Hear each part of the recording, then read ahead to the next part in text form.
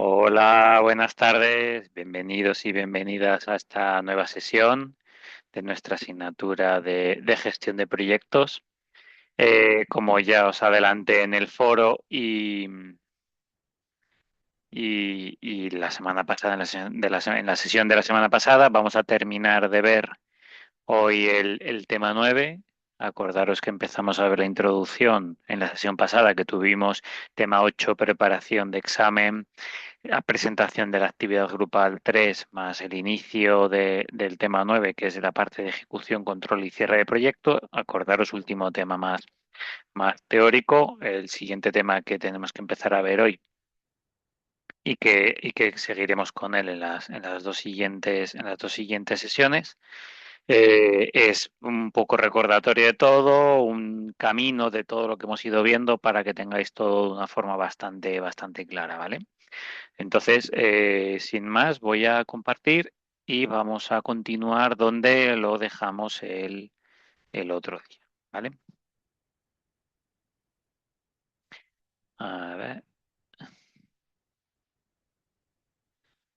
vale, fenomenal. Confirmarme, por favor, que se ven.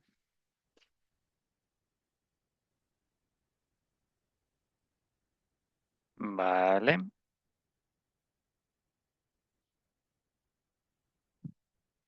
estupendo. Vale, pues si queréis, lo que vamos a hacer primero es un poco un repaso muy pequeño de lo que estuvimos viendo en la sesión anterior respecto al tema de ejecución, control y cierre del proyecto.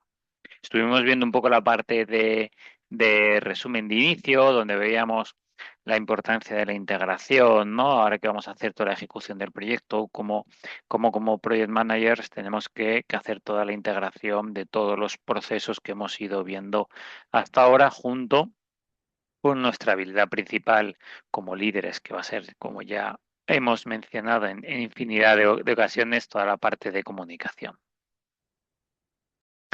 Entonces, recordar que en términos de gestión de proyectos, la integración menciona la constitución de un equipo de proyecto realizando un esfuerzo coordinado.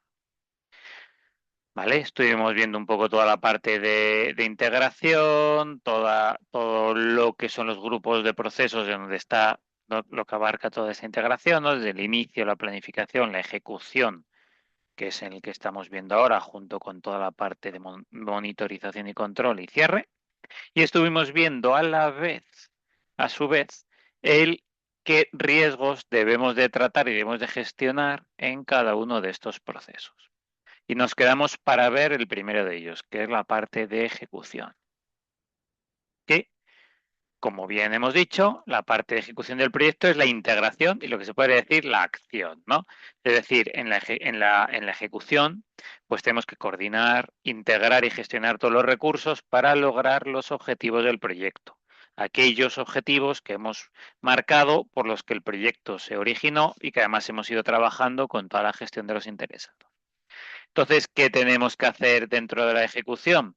Pues gestionar el día a día con todos los recursos, implementar y gestionar todos los planes que hemos ido creando en las primeras fases y que ahora vamos a ejecutar, y toda la parte de adaptación, ¿no? Según vamos avanzando en la ejecución del proyecto, los proyectos ya sabéis que pueden estar vivos, entonces puede haber solicitudes de cambio, tendremos que efectuar respuestas a riesgos, gestionar riesgos, debido a esos riesgos puede que haya otras solicitudes de cambio, cambios de alcance, etcétera, etcétera. Entonces, ¿qué dice el PMBOK que sobre la ejecución? Pues que es coordinar los recursos para llevar a cabo el plan que hemos creado, ¿no?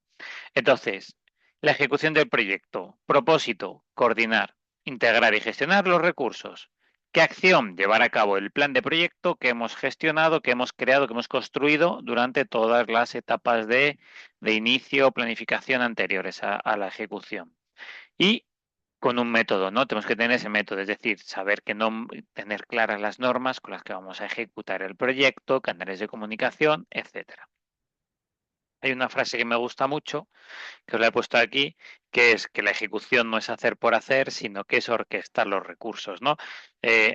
En la primera sesión, creo que fue, veíamos un poco la imagen del Project Manager como orquestador, ¿no?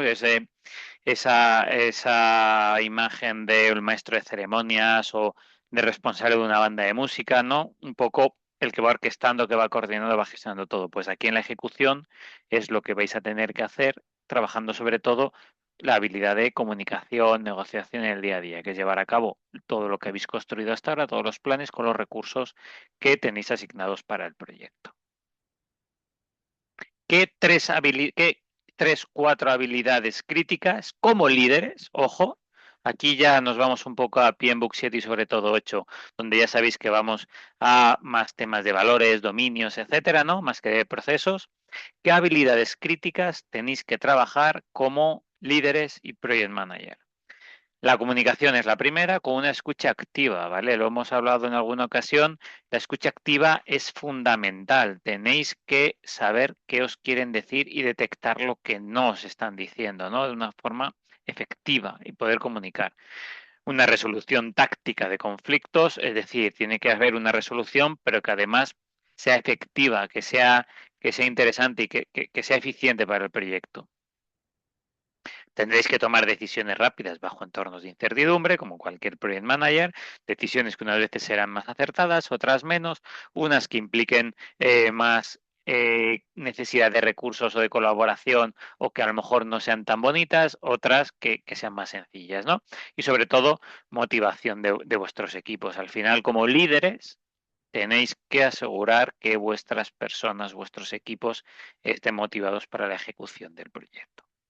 Y junto con estas habilidades clave de liderazgo, como project managers, como gestores, acompañados de estas habilidades de liderazgo, hay 6 tareas claves que vais a tener que llevar a cabo, que liderar en la ejecución del proyecto, como las que hemos venido diciendo antes: gestión de recursos, gestión de cambios y gestión de riesgos. Pero también los entregables. Tenéis que gestionar, ejecutar las tareas, ver, coordinar, monitorizar que los entregables se van creando en tiempo y en forma. La calidad de esos entregables es la forma, ¿no? Tienen que tener la calidad mínima esperada o más. Y sobre todo también el rendimiento del equipo, el rendimiento de los recursos que tenemos, el rendimiento de todo, liderar, entrenar, motivar, ¿vale? Es decir, como project managers en ejecución y líderes tenéis que trabajar 4 habilidades de liderazgo claras para poder llevarlas a cabo en 6 principales tareas que tenéis que realizar dentro de la ejecución del proyecto. No deberíamos de empezar con la ejecución del proyecto si por parte de la organización no hay un compromiso con este. Es decir, para poder ejecutar un proyecto tenemos el plan de recursos, el plan de costes, tenemos ya todo. Ojo, ¿hay de verdad compromiso por parte de la organización de liberar esos recursos que hemos definido en el plan? Si hay compromiso, vamos a ejecutar el proyecto. No hay compromiso, pues hay que plantear si de verdad es momento de ejecutar el proyecto, porque a lo mejor no tenemos recursos para poder llevarlo a cabo, ¿no? Lo mismo con el plan. Hay un plan con una serie de fases, una serie de tiempos, una serie de costes, de tareas, y que haber entendimiento, si no, estamos en las mismas, ¿vale? Eso, validarlo siempre antes de que vayáis a ejecutar un proyecto. Bien. Y luego, otra de las tareas, y ahí va con la habilidad de liderazgo, comunicación activa dentro de la tarea de seguimiento, control, monitorización y que abarca un poco un 360 del proyecto, son las reuniones en la ejecución del proyecto. Si bien ya en las fases anteriores habréis mantenido muchas reuniones para preparar todo el proyecto, la fase de ejecución del proyecto se convierte aún en más crítico estas reuniones, reuniones de seguimiento. Si utilizáis metodología Scrum, pues igual tenéis reuniones para las dailies, para las sprint planning, para los sprint review, para las retrospectivas, para definir con el product owner las siguientes épicas, historias de usuario, refinarlas, etcétera, etcétera, etcétera.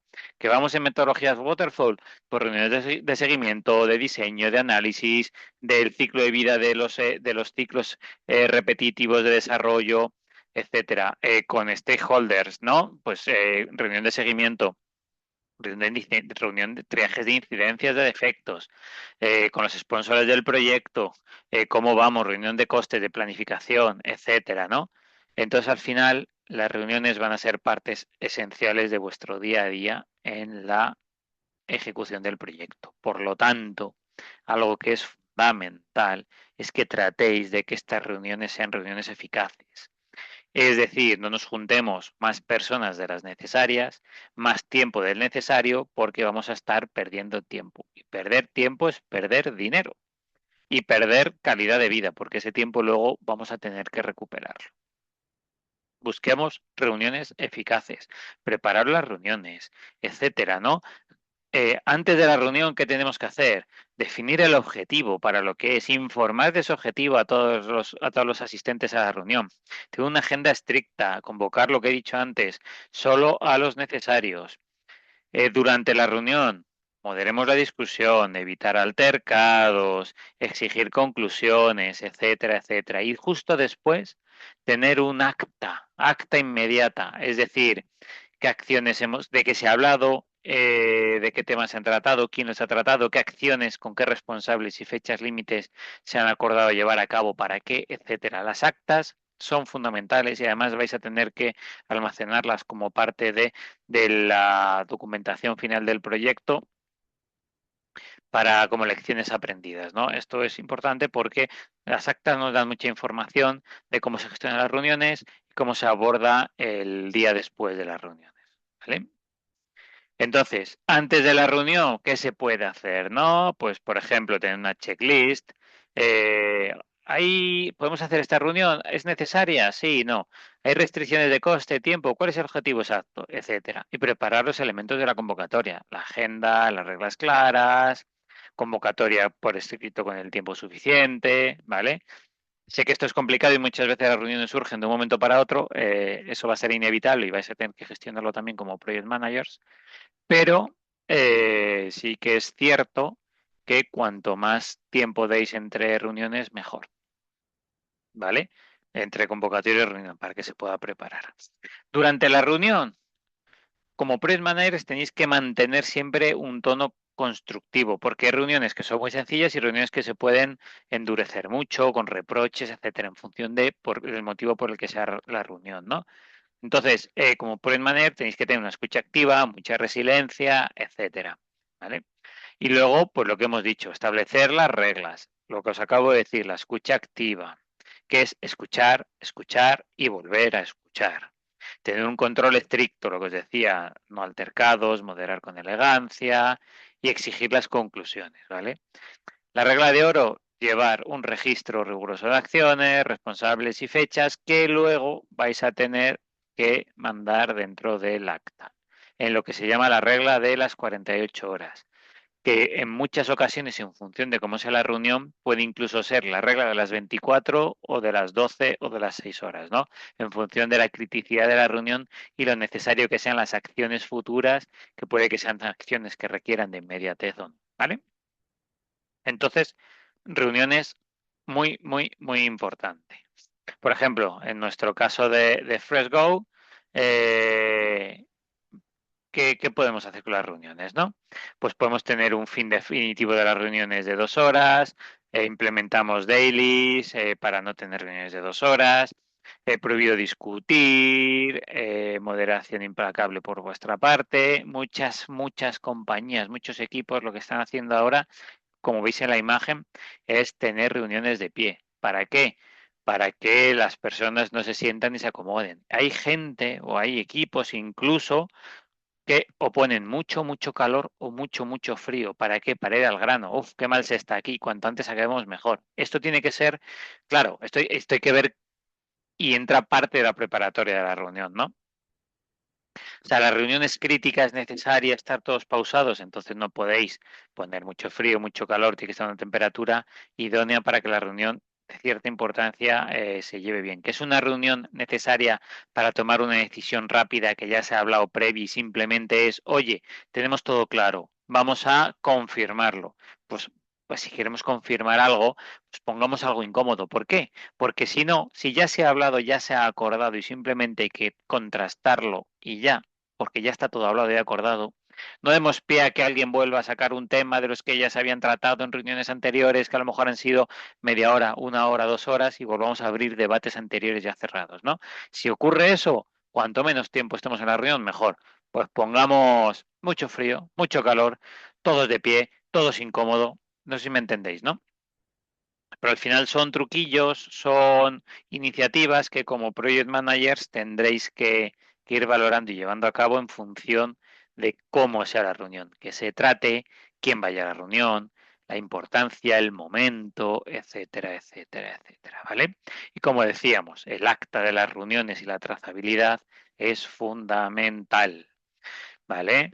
Tiene que haber un registro documental en el proyecto, lo que hemos dicho, y además en las actas vamos a poner la responsabilidad de qué tiene que hacer, quién y en qué fechas. Y vamos a poner un control donde pues este acta se revisará en X tiempo, cómo va para ver cómo va cada acción, etcétera, etcétera, etcétera. Otro caso de FreshGo, por ejemplo, imaginemos una reunión donde hay que desplegar TPVs en la zona sur, lo tiene que hacer Marta y lo tiene que tener hoy a las 6. Algo es muy urgente, etiquetado como urgente, de verdad, porque luego hay que medir las urgencias, ¿vale? No todo es urgente, ¿no? Entonces, pues, ¿qué se puede llevar a cabo? Pues tener actas de la War Room distribuidas en una hora, adaptando la regla de las 48 horas a la crisis, lo que os decía antes. Es que a lo mejor hay que hacerlo ya, no podemos tener este acta en 48 horas. En una hora tiene que estar el acta para que quede claro y se le pueda hacer seguimiento. Habrá una tabla de acción directa enfocada a que Marta haga la resolución. Tiene que haber una cultura de seguimiento, ¿no? Visual, una transparencia total en el cumplimiento. Oye, se está haciendo, no se está haciendo, esto es así. Al final tiene que generar esa confianza, porque si no, vamos a repetir reuniones, reuniones y no vamos a ir avanzando en el proyecto.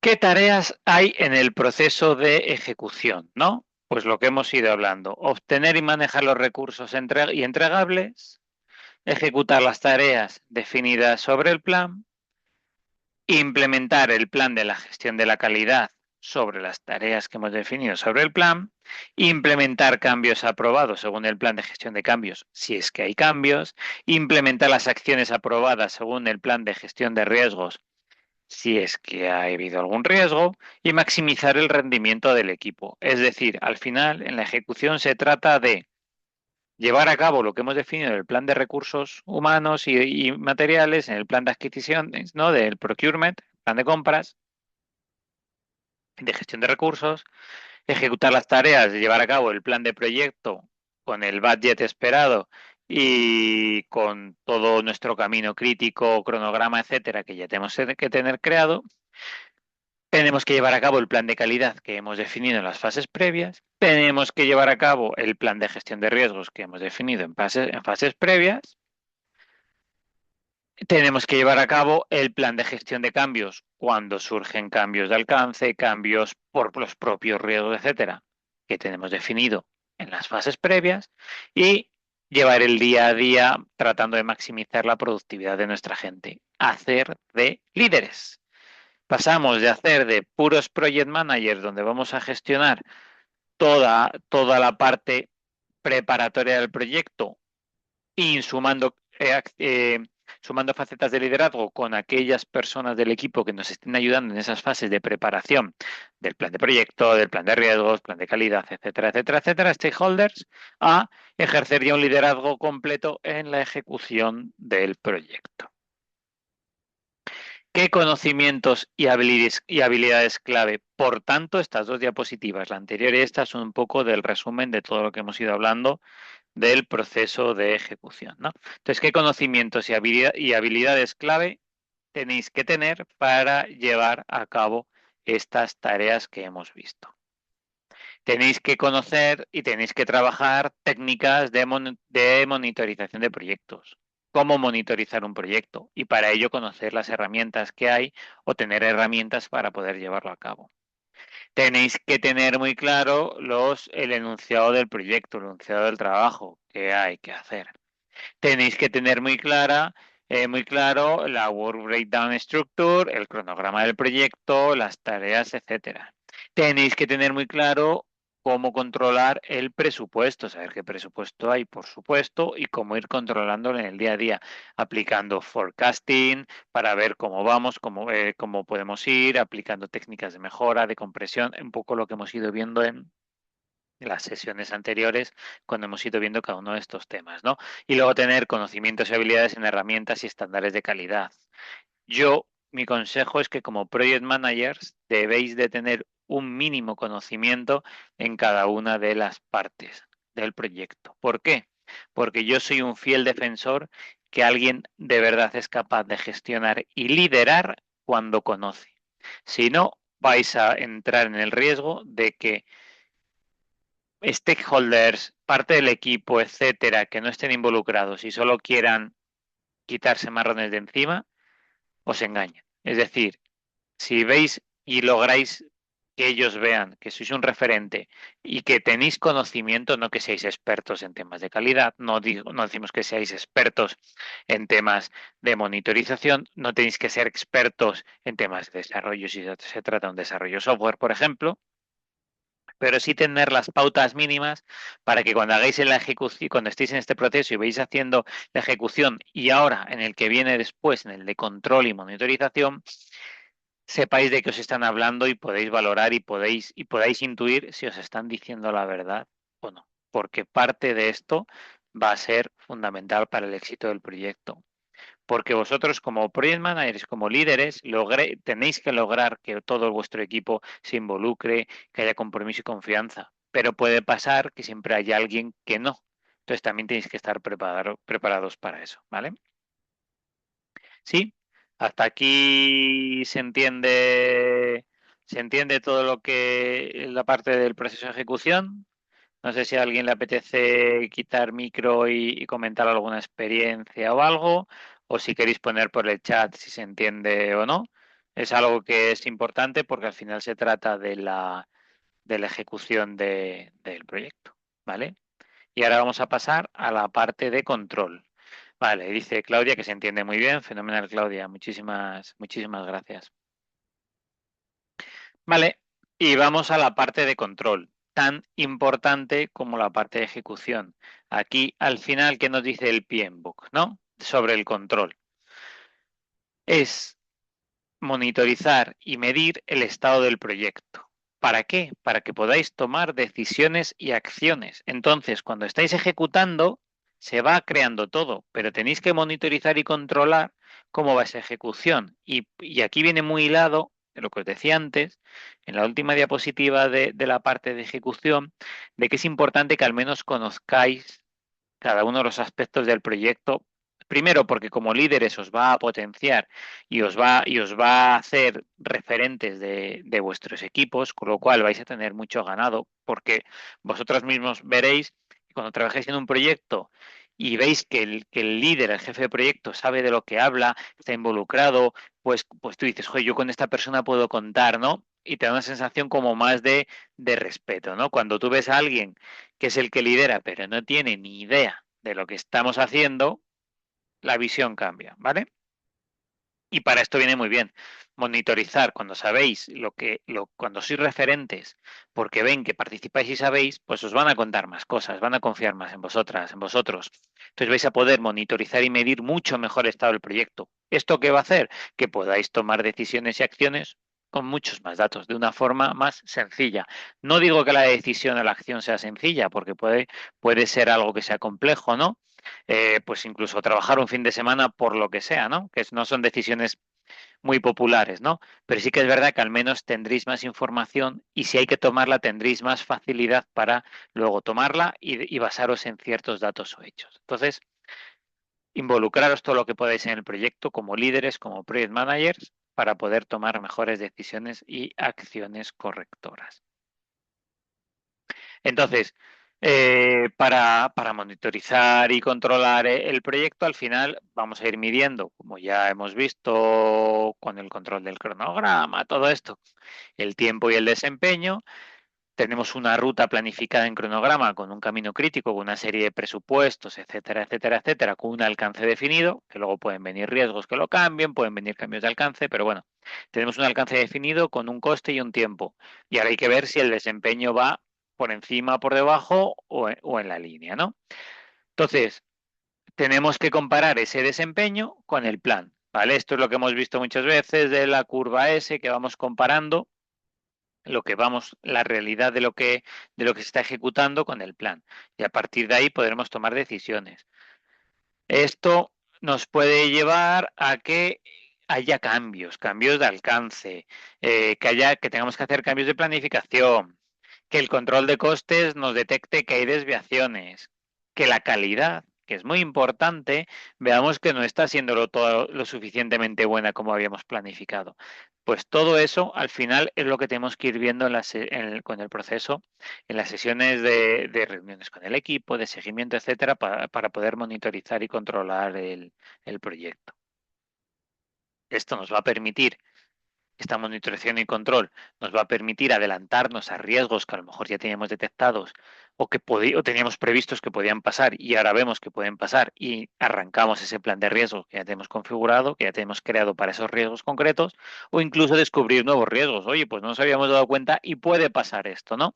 Y volver a generar un plan de riesgos para estos nuevos riesgos. ¿Qué objetivos tiene la monitorización y el control del proyecto? ¿No? Pues un poco los que hemos resumido, pero aquí un poquito más de detalle para que lo tengáis. Pues controlar los cambios de alcance, controlar cambios de planificación, controlar costes, controlar calidad, que es lo que hemos estado viendo en la diapositiva anterior, junto con comparar el desempeño real con el respecto al plan, que es lo que conocíamos en planificación y en control con la curva S que se hacía, ¿no? Pero también monitorizar y controlar el proyecto, también es evaluar el desempeño de nuestra gente, de nuestros equipos, de los recursos, porque imaginaros ya no son equipos, a lo mejor solo personas, sino que para hacer cierta tarea necesitamos de un software y a lo mejor ese software no va tan bien como pensábamos que iba, ¿no? Al final se trata de evaluar, de validar todo el desempeño, monitorizar la implementación de los cambios si hay cambios, gestionar riesgos, identificar los riesgos, analizarlos, etcétera. También medir las tendencias, que es lo que os decía antes, el forecasting, ¿no? Oye, tal cual vamos ahora, si seguimos como estamos, pues estamos aquí, vamos a llegar aquí. ¿Es suficiente o no hacer ese forecast que nos vaya predeciendo en el tiempo si vamos a llegar o no para ver esas tendencias y poder cambiarlas o no, ajustarlas a lo necesario? Esta monitorización y control, muy importante, mantiene una base de información precisa del día a día del proyecto. Esto nos va a venir muy bien para tener toda la información del proyecto, el que ha pasado en cada momento y luego llevarla a lecciones aprendidas, ¿no? Lo mismo para lo que decíamos antes, monitorización para todas las reuniones o informes que tengamos que elevar a los sponsores del proyecto, ¿no? Y lo que hablamos también de tendencias y proyecciones. ¿Vale? Como veis, la parte de monitorización y control es vital dentro de vuestro rol de líderes y project managers. Y para todo esto, dentro de la monitorización, pues, ¿qué tenemos que hacer? Efectivamente, trabajar con el control integrado de cambios, tener muy claro el proceso de gestión del cambio y cómo lo vamos a llevar a cabo. ¿Qué es un cambio? Aquí os lo digo, todo aquello que modifique lo que teníamos de inicio. No, si algo que cambia el alcance, un cambio, coste, tiempo, calidad, entregables, pues cualquier cosa que modifique lo que ya teníamos. Viéndolo un poco más visual, ¿no? Hay que romper el mito de que si todo ajuste del proyecto es un cambio. No, no todo ajuste del proyecto es un cambio. Hay ajustes y hay cambios. Los cambios realmente son los que van a ser la principal causa de posibles crisis, de posibles contratiempos en el desarrollo y la evolución del proyecto. Los cambios nos pueden venir por diferentes motivos. Pueden venir cambios por nuevas peticiones del cliente. Oye, ha surgido una nueva petición, pues un cambio de alcance, ¿no? Los cambios pueden venir internos por errores que hemos cometido, errores desde la toma de requisitos que no lo entendimos bien, errores en el desarrollo, etcétera. Pues hay que corregirlo, es otro cambio. O pueden venir cambios externos, por ejemplo, gubernamentales, ¿no? Estamos desarrollando ahora mismo un proyecto con agentes de inteligencia artificial, con agentes IA, y de repente eh, el gobierno del país para el que estamos desarrollando este proyecto, para la empresa donde aplique, pues aplica una nueva ley relacionada con la inteligencia artificial y los agentes, etcétera. Pues evidentemente, si eso nos afecta, pues es un cambio externo, ¿no? Entonces, al final, todo eso tenemos que llevarlo, esa gestión de cambios, y volver a generar una nueva línea base, como ya vimos en la creación de las líneas bases de cuando creábamos el cronograma en el tema de toda la parte de planificación. Entonces, ¿qué se suele tratar como cambios? Pues aquello que sea un trabajo adicional significativo. Es decir, si tenemos una pantalla y el requisito es que sea azul, tenemos una hoja de estilos hecha donde ponemos un color azul y el cliente nos dice, oye, me gusta más este azul más claro, y nosotros simplemente tenemos que cambiar la codificación hexadecimal en la hoja de estilos, pues lo hacemos. Eso realmente no requiere una gestión del cambio. Se anota para saber que el cliente se registra con una petición del cliente para que luego en el futuro no diga, oye, este color no es el que te pedí. No, sí, me lo cambiaste, acuérdate. Pero no es como para establecer un proceso de gestión de cambios donde implique retrasos, más costes, etcétera, ¿no? Entonces, ¿qué quiere decir con esto? Que vuestro rol también tiene que ir más allá de, oye, lo que me llama el cliente es un cambio. Vosotros tenéis que cuidar la relación con el cliente, tenéis que cuidar la relación con todos los stakeholders y tenéis que saber ponderar cuando realmente algo requiere de aplicar un proceso de gestión de cambios y cuando no, ¿vale? Entonces eso sí que tenéis que valorar. Aquí hablo de esa cierta actitud comercial porque vosotros como project managers probablemente seáis los principales valedores de vuestra compañía para poder generar farming y poder seguir trabajando en nuevos proyectos, ya seáis proveedores de otra compañía o seáis dentro del propio departamento de la compañía que ejecuta proyectos. Oye, pues está salido muy bien, hagamos más, ¿no? Entonces, ¿qué se consideran errores y no cambios? Aquellas modificaciones que se hacen para corregir un entregable, ¿vale? Pero un entregable ya aprobado, un bug. Nos hemos dado cuenta, hemos hecho las pruebas, hemos hecho lo que nos han pedido y de repente se está ejecutando, estamos haciendo las pruebas en el entorno que sea y vemos un fallo. Pues esto es un error, no es un cambio. ¿Implica cambio de software? O si es software, implica cambio en cómo pinto mi casa, si estoy pintando mi casa, pues puede pintar, pero es un error que nos hemos confundido, ¿vale? Es una mala gestión propia de la calidad, una mala identificación del alcance, etcétera, etcétera, etcétera, ¿vale? Entonces, el proceso de control integrado de cambios, ¿vale? Recibiréis todas las solicitudes de cambio que pueden afectar al alcance, al cronograma, al coste, y tendréis que gestionar individualmente cada una de esas solicitudes para ver si se aprueba el cambio o se rechaza o se difiere. Aprobar el cambio quiere decir, vale, lo aprobamos y lo hacemos ahora y cambiamos todo el plan, etcétera. Pero puede que el cambio se pueda hacer después. Oye, vamos, mira, me gusta más esto en vez de azul que sea verde, pero no es un CSS, es que esto implica tocar todas las pantallas, los colores, vale. Pero podemos salir en azul y ya una vez que esté funcionando, esté todo el proyecto finalizado, hecho, ¿lo pasamos a verde? Ah, pues sí, vale, pues se gestiona el cambio, es un cambio de alcance, se le cobrará al cliente después, pero se difiere, no lo llevamos ahora, por lo tanto, no nos afecta al plan de proyecto, lo hacemos después. Si el cliente nos dice, no, no, tiene que ser ahora porque es mi marca y entonces es mi capricho y lo quiero verde, pues entonces afectará al plan.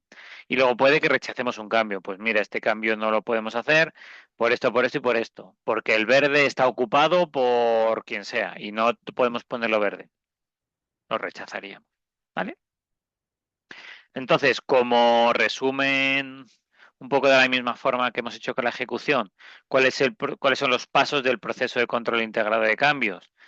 Solicitamos el cambio, nos llega la solicitud de cambio, analizamos ese cambio, decidimos si lo aprobamos, lo rechazamos o lo diferimos y luego actualizamos el plan, incorporando los cambios aprobados formalmente que ven afectado al plan, ¿vale? Al final se trata de que el control integrado de cambios tengamos la integridad de todo lo que hemos ido haciendo hasta ahora y no empezamos a meter cambios porque sí que nos vayan desmontando toda la estructura que tenemos y que está funcionando en nuestro proyecto. ¿Qué actividades debéis de trabajar dentro del proceso de control integrado de cambios? Pues lo primero, hay que ver qué factores eluden el control de cambios para solo aprobarlo, para que solo se implementen los cambios aprobados. Tener muy claro que cualquier cambio que no esté aprobado por el control de cambios, evidentemente no se va a llevar a cabo. Una vez que tenemos esos cambios ya que nos han llegado por el proceso formal, los revisamos, analizamos, aprobamos o no, gestionamos esos cambios que han sido aprobados. Si son riesgos, revisamos, aprobamos, rechazamos todas las acciones preventivas y correctivas que recomendamos si vienen por algo así. Coordinamos todos los cambios a través del proyecto, documentamos el impacto de los cambios, ¿vale? Porque también tenemos que revisar, aprobar y rechazar este punto 4, las acciones preventivas y correctivas que pueden venir recomendadas por algo que nos puede llevar a cabo, ¿no? Que eso también, como hemos dicho, un riesgo puede generar cambios. Y aquí es donde volvemos a recordar la parte de la línea base, es decir, la idea fuerza del concepto de línea base, que es el plan aprobado y acordado y que solo cambia mediante estos cambios formalmente aprobados. Por eso, la línea base solo vamos a cambiar cuando tenemos un cambio que consideramos cambio, el cliente ve que es un cambio y además hay que hacerlo ya. Si es un cambio diferido, a lo mejor la línea base no cambia porque lo vamos a hacer después. Y si es un cambio que no lo consideramos como cambio dentro de nuestra ponderación y decidimos regalárselo, por decirlo de alguna forma, al cliente, pues no nos cambia la línea base, porque eso lo habremos analizado y habremos dicho esto tiene un impacto mínimo, pues así tenemos al cliente contento, se lo hacemos y no nos cambia, no nos modifica nada, ¿vale? La monitorización y línea base, pues lo que hemos dicho, un poco la curva S, la proyección de medir esta línea base frente al desempeño real, ¿no? Lo que hemos venido hablando hasta ahora de la curva base. Y luego, a la hora de trabajar con riesgos, etcétera, etcétera, etcétera, tenemos que trabajar frente a cambios que pueden ser acciones correctivas o acciones preventivas.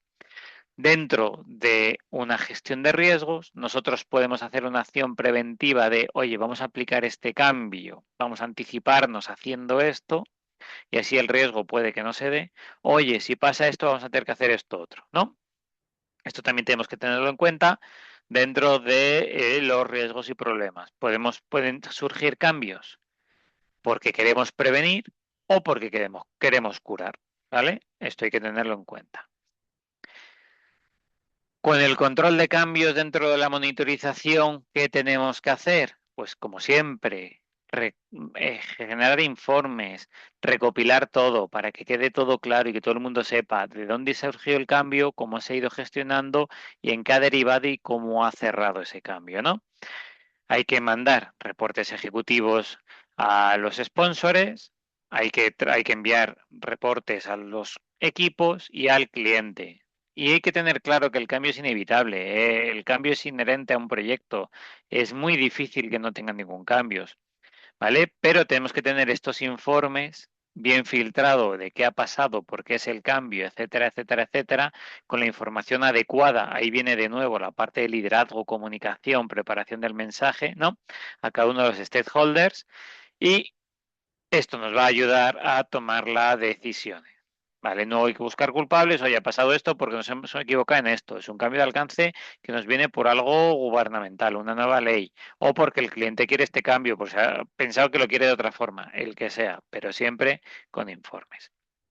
Al final, los informes de desempeño también de trabajo es una recopilación sobre el desempeño y el estado del proyecto, los informes de seguimiento, cómo va el proyecto, qué cambios está viendo, qué cambio no está viendo, cómo lo estamos viendo, qué diferencia hay, etcétera, ¿vale? Es decir, básicamente es generar el reporte, el seguimiento, el informe de desempeño del proyecto para que todos los sponsors, todos los stakeholders tengan comunicación bien clara de cómo va el proyecto. Acordaros que Cuando hablamos de stakeholders, hay que identificar a qué grupos pertenecen. Cuando hablo de grupos, pues stakeholders que necesitan estar informados, que necesitan estar involucrados en mayor medida, en menor medida, ¿no? Pues para todos esos stakeholders que van desde nuestro propio equipo a cualquier cliente, cualquier sponsor, directivos de la compañía, quien sea, ¿vale? Los informes son lo que les va a permitir a aquellos que solo quieren estar informados seguir el día del proyecto y los que van a ayudar a alinear a aquellos stakeholders que van a estar más involucrados, integrados en el día a día de nuestro proyecto. ¿Vale? Un poco este es el resumen. Los informes tienen que suministrar información adecuada a cada nivel de audiencia. No un directivo no tendrá que tener el mismo informe que una persona técnica del equipo o que el cliente o que el proveedor, ¿vale? Esto es muy importante y esto es básico para tener controlado el proyecto. No solo hay que monitorizarlo y controlarlo, no solo hay que tener bien clara la gestión de cambios, sino hay que tener claros todos los reportes de cómo vamos en la ejecución que vamos haciendo a los stakeholders. ¿Vale? Dentro de estos informes, también en función de quién sea, pues va toda la parte del valor ganado, la variación, el estado de los riesgos, las proyecciones, pero esto a lo mejor no tiene que ir a una persona técnica, a lo mejor esto nos lo pide el sponsor del proyecto, qué proyección tenemos de costes, de gastos, de alcance, los riesgos, cómo van estos riesgos, ¿no? A lo mejor estos son informes más para la directiva nuestra del proyecto que no para el cliente que le puede dar más igual, por decirlo de alguna forma. ¿Cómo tienen que ser los informes? Porque este es el entregable de todo nuestro proceso de monitorización y control, o uno de los entregables, que es el más importante. Tienen que tener el objetivo, la decisión y la implementación de esas acciones en base a lo que ha pasado. Y volvemos a lo mismo. La disparidad de los interesados, os insisto, hace que elaborar un informe único sea imposible, ¿vale?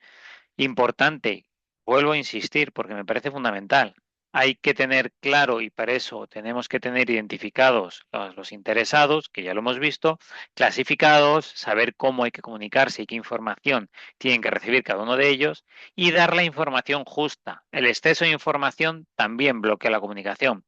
Cuando alguien está esperando simplemente un proyecto OK con presupuesto y alcance, pues si tú le pones proyecto OK con presupuesto y alcance, se queda tranquilo. Si le empiezas a dar explicaciones de números, tal, va a decir, buf, pero si yo solo quería lo primero, ¿no? Entonces eso es importante que lo tengáis medido. ¿Vale? Otra vez un poco del valor ganado, etcétera, ejemplos de informes, por ejemplo, en FreshGo, pues si tenemos un SPI de 0,85, un CPI de 0,92, que vamos con retraso y con sobrecoste, hay X acciones aprobadas, pues a lo mejor este informe es simplemente esto es lo que hay que darle al comité de dirección. Oye, vamos mal por esto, vamos mal por lo otro, hemos decidido entrar en presupuesto una contratación de 50 pickers. Pues fenomenal, ¿no? Pues ya está. ¿Vale? Resumen un poco del proceso de monitorización y control. Se trata de medir y ajustar en base a la línea base y informar. Tenemos la línea base, medimos, ajustamos, control de cambios, gestión de riesgos, tal, y a partir de ahí informamos. ¿Sí? ¿Se entiende hasta aquí la parte de monitorización y control? Bueno, pues vamos a terminar. ¿Se entiende? Sí. Pues vamos a terminar este tema con la parte del cierre del proyecto, que parece que no, pero es muy importante porque es donde vamos a poner el sello, liberaremos recursos, lecciones aprendidas, etcétera, ¿no? Al final es el resultado. ¿Y qué nos dice el PMBOK? ¿Qué es el cierre del proyecto? Es la formalización de la aceptación del producto o del servicio final. Ya está. Fin de proyecto. Aceptamos el producto o servicio, el entregable para el que ha surgido el proyecto. ¿Cuáles son los objetivos del proceso de cierre? El primero es crítico. Necesitamos la formalización de la aceptación. Si es cierre el proyecto, si es cierre de fase, fase. Es decir, el cliente nos tiene que dar el OK. Ese es el cierre del proyecto. Ok, ya tengo todo. Muchas gracias. A partir de ahí, liberamos de forma ordenada los recursos, cerramos los contratos, aseguramos el cierre administrativo, lecciones aprendidas, documentación, los procesos que tengamos en la compañía, registramos las lecciones aprendidas con todas las actas, todo lo que ha pasado en el proyecto, etcétera. Pero siempre, siempre, siempre, una vez tengamos la aceptación formal del cierre. Y a partir de ahí se lanzan el resto de objetivos o de tareas. No hay cierre si no hay aceptación formal. Y aquí tiene dos componentes que hemos visto. Una vez que tenemos la aceptación formal, que es el cierre del contrato, y el cierre administrativo. Cierre administrativo, enfoque interno. La aceptación formal de los entregables. Lo primero de todo, liberamos los recursos, archivamos la documentación. Cierre de contrato. Tenemos recursos externos que hemos tenido que subcontratar. Pues hay que finalizar esos contratos, pagos a proveedores, etcétera, etcétera, etcétera. Una vez que tengamos esto, habremos cerrado el proyecto. ¿Vale? Vuelvo otra vez a reforzar la idea, formalizar la aceptación, lo primero, siempre, liberamos recursos, cerramos contratos y toda la parte de cierre administrativo. Otro ejemplo os pongo de cierre de contrato versus cierre administrativo, para que tengáis un poco la parte de adquisiciones, vendedores, proveedores, partes legales, perdón, etcétera, etcétera, etcétera. Cierre administrativo, pues todo la parte de proyecto holístico, operaciones de la organización, transferir resultados a producción, a operaciones, bueno, el cierre administrativo que toque, pero que tengáis claro que hay dos cierres, cierre administrativo, cierre de los contratos, ambos, todo lo primero de todo, que forma parte del administrativo, pero es lo primero de todo, la aceptación formal. ¿Qué son las lecciones aprendidas? Pues lo que hemos dicho hasta ahora, el conocimiento adquirido, dice el PMBOK, durante el proyecto, que muestra cómo se han abordado o deberían abordarse en el futuro lo que nos ha pasado. ¿Qué no son lecciones aprendidas? Esto es muy importante. Culpables de algo que haya pasado. Un trámite burocrático que queramos hacer. No, eso no son lecciones aprendidas. ¿Qué sí son lecciones aprendidas?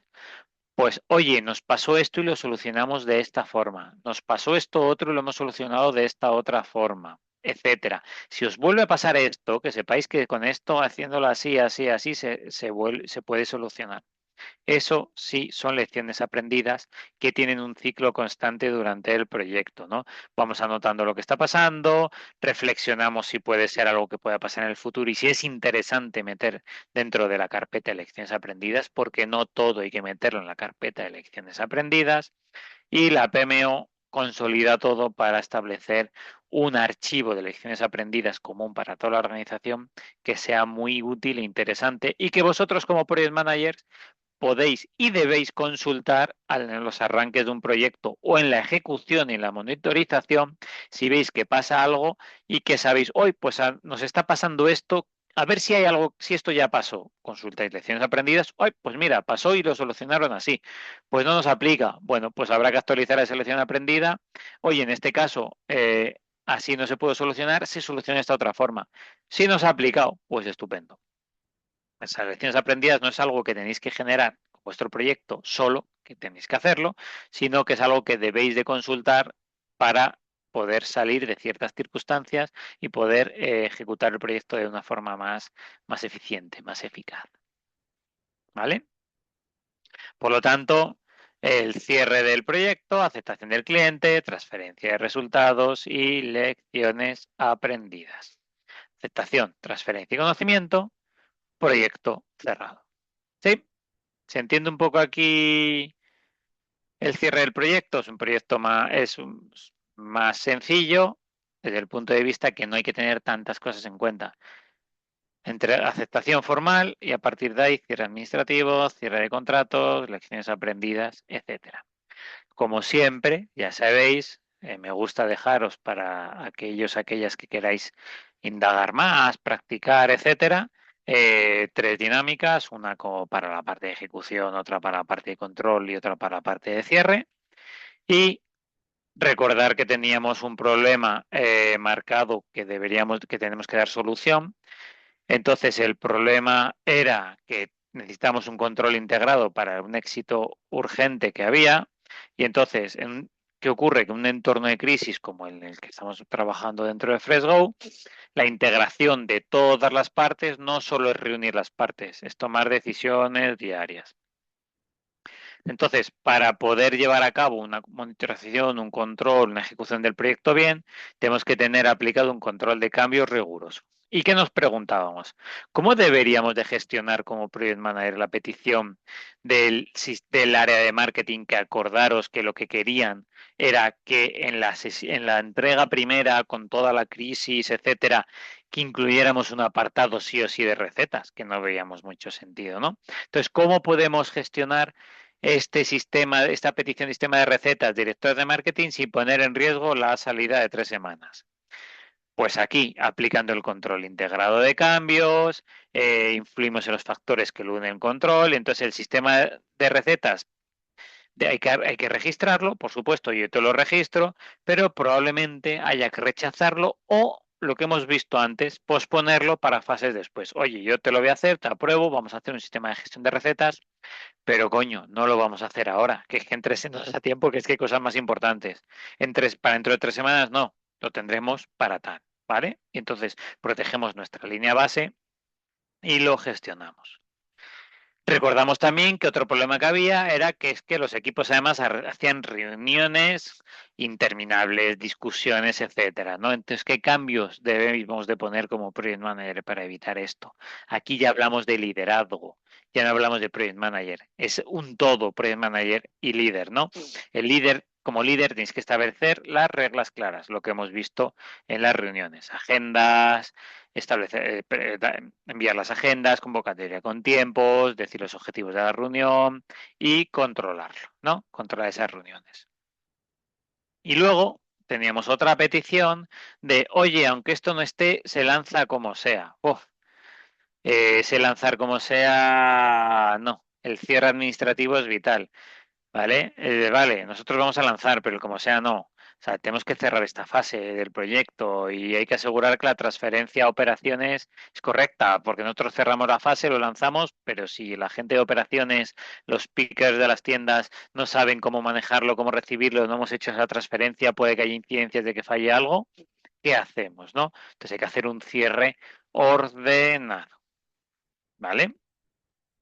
Y esto un poco el tema 9, que será el último tema más teórico donde vemos conceptos.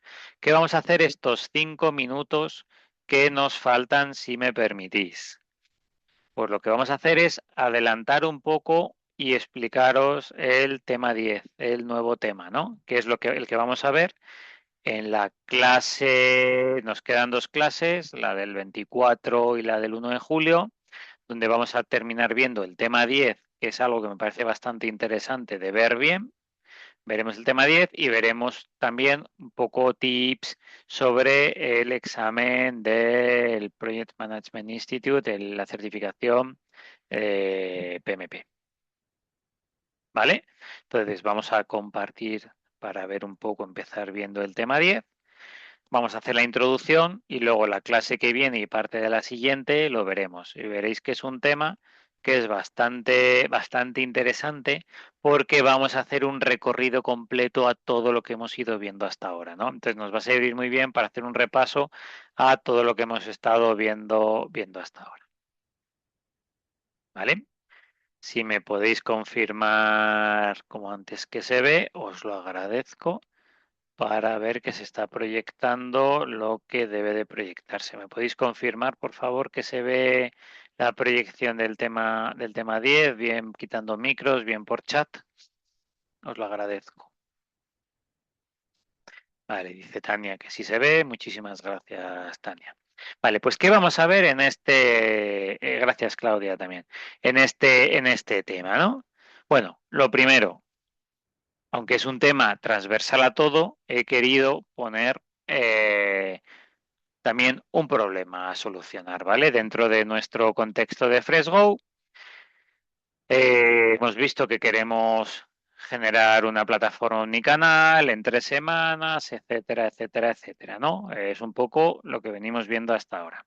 Entonces, como Project Manager, nuestro reto es transformar todo el caos que hay inicial, ¿vale? Pues hay que hacer una plataforma, tiene que conectarse con las APIs de Globo, Uber Eats, que nos van a ayudar, que nos van a permitir toda la parte de recepción de pedidos. Hay que reconvertir a los empleados en picker, pero ¿cómo hacemos todo esto, no? Pues ¿cómo lo vamos a hacer? Transformando todo este caos de requisitos en un plan básico de proyecto robusto y además en tiempo récord, ¿vale?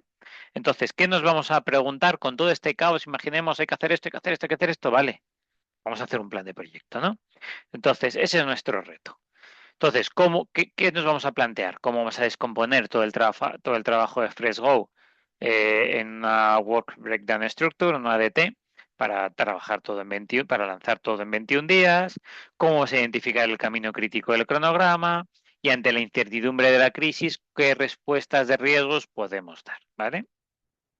Y esto lo vamos a plantear creando un cronograma básico. Pero lo que vamos a hacer es crear un ejemplo de cronograma básico, no para FreshGo, que este sí que os invito a que lo podáis hacer vosotros y vosotras, si lo veis bien, como parte de la práctica de todo lo que hemos visto como un caso real, en un caso que podría ser real, nuestro caso supuesto real, que podría haberse dado en esto, y nosotros para todo esto vamos a utilizar un caso propuesto que es ALMA, que ahora os lo voy a presentar. Antes de esto, ¿qué os quiero contar? Pues un poco lo que se va a estructurar el tema, ¿no? Vamos a ver toda la parte de alcance, que ya, o sea, esto ya es todo repaso, ¿vale? Es todo lo que hemos ido viendo a lo largo de la asignatura para construir el cronograma, el plan de proyecto. Vamos a ver toda la parte de tiempo y cronograma, toda la parte de costes con la curva S y toda la parte de riesgos. Es un tema transversal bastante interesante. Entonces, después de haber estudiado los conceptos de dirección de proyecto, pues es importante, y este tema sirve para ello, recapitular y asentar los conocimientos preparando un plan básico. Entonces, el objetivo o el objeto de este último tema es que tengáis una guía para la realización de un plan básico de proyecto. Es una guía que nos vamos a basar en un caso ficticio y que yo os invito que para practicar podáis ponerlo en práctica haciendo el mismo ejercicio, pero para FreshGo. Porque es algo que hemos ido haciendo poquito a poquito, respondiendo preguntas y viendo ejemplos en cada uno de los temas. Y lo que me gustaría es que quien quiera practicar, que podáis hacerlo teniendo un caso similar, otro caso de ejemplo que como vamos a tener aquí, pero que lo podáis trabajar vosotros con todo el contexto que tenemos a lo largo de estos meses, de estas sesiones que estamos teniendo tan productivas, ¿vale? Entonces, ¿cómo vamos a construir este plan básico? Pues vamos a seguir un caso de ejemplo que es un almacén automático congelado ALMA, ¿vale? Que lo presentaremos. Entonces, ¿qué vamos a ver o qué vamos a trabajar en el plan de proyecto en este último tema, tema 10? ¿Vale? Vamos a desarrollar o vamos a trabajar en 4 líneas. Las 4 líneas va a ser el proyecto, que es el alcance, el coste, el tiempo y el riesgo. Y con esto vamos a tener el plan de proyecto, la línea base del proyecto completa, sabiendo el alcance, la línea base del coste, el cronograma y el plan de riesgos. Importante recordar, las líneas bases nos permiten establecer las rutas que tenemos que seguir para realizar el proyecto y alcanzar sus objetivos. Estas rutas son las que nos van a marcar el camino. Entonces, la línea base es lo que nos va a decir cómo tenemos que trabajar y lo que vamos a gestionar. Y es lo que se verá afectado, y vuelvo al tema que hemos visto antes, con el control integral de cambios, con el control de cambio, la gestión de cambios, que nos pueda afectar a la línea base o no. Lo que se va a medir para la monitorización y el control es el desempeño real en la ejecución del proyecto frente a estas líneas base que nosotros hemos trabajado antes. ¿Vale? Entonces, el propósito, como sabéis, de las líneas bases es establecer la ruta, medir el avance y pronosticar el futuro del proyecto mediante esas proyecciones. ¿Vale? Entonces, hasta aquí ya empezamos con el plan de proyecto, el caso ALMA. Hasta aquí la clase de hoy, donde quería presentaros el tema. ¿Vale? Hemos visto todo el tema 9, el último tema teórico con conceptos nuevos, y ahora lo que vamos a hacer es repasar toda la parte de planificación para que tengáis ese asentamiento, ese hilo conductor de todo lo que hemos visto hasta ahora en todos los procesos de planificación hasta riesgos. ¿Vale? Entonces, en la próxima clase vamos a empezar a construir esto. Ya os digo que nos llevará clase y media para dejar la última media hora de la última clase para ver un poco los tips de certificación de PMP para aquellos de vosotros o vosotras que queráis certificaros, que os interese, ¿vale? También tendremos, no sé si es la sesión que viene, creo que no, que es la siguiente. Luego esa media hora de refuerzo donde corregiremos la última actividad. Pero bueno, esa ya la contemplo como media hora aparte de lo que tenemos, ¿vale? Así que hasta aquí, pues la clase de hoy. Voy a cortar la presentación, si soy capaz de cortar la presentación, disculparme, ¿vale? Voy a cortar ya la grabación. Muchas gracias por vuestra atención una vez más. Un placer. Espero que se haya entendido todo el tema 9. Y nada, os invito a la siguiente sesión la semana que viene, donde vamos a ver ya el caso transversal. Hasta aquí, os deseo muy buena semana y cualquier cosa, pues sabéis. Muchas gracias a ti, Claudia, por estar en la clase y por decir que se ha entendido. Fenomenal. Aún así, cualquier duda que tengáis, ya sabéis que estoy accesible para todo lo que necesitéis a través del correo de la plataforma, los foros, para cualquier cosa que necesitéis y yo os pueda ayudar. Encantado de hacerlo. Muy bien, os deseo muy buena semana y hasta la siguiente sesión.